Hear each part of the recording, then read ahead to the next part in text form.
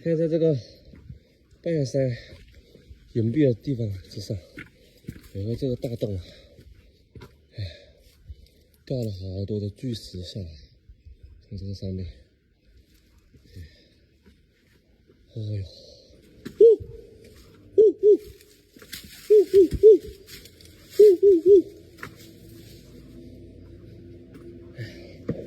这里有个，也是个洞吧。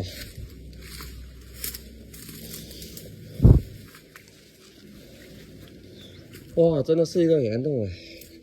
岩洞，哦哟，好深呐、哦！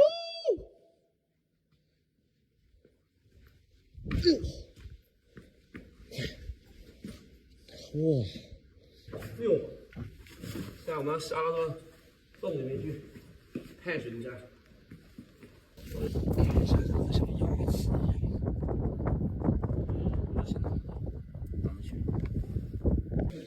看一下。 下面好多大石头，这个山洞是往下延伸的，这上面，哎呦，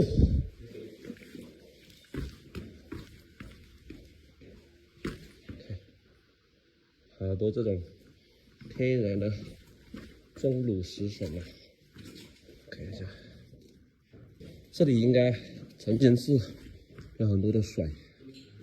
但是现在已经干涸了，看一下啊，下到了这个底部啊，发现了一个类似一个石棺的东西，应该是有什么宝物的。这里有个玉石，从这个上面滴水下来。那这里曾经是一个柳州的朋友到此探洞一游，他把自己的名字刻录下来。 柳州什么一游，这里还有个名字，良民吗？是良民吗？看一下这边，还有这么宽，哇！那边有个亮亮的是什么东西？看一下，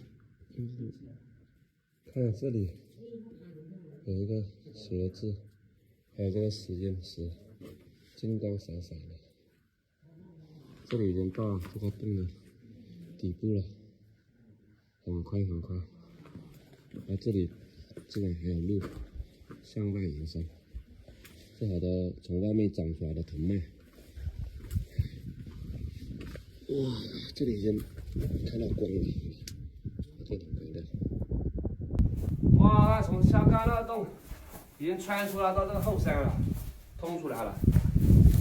哦呦，好多的藤蔓。 我的天哪！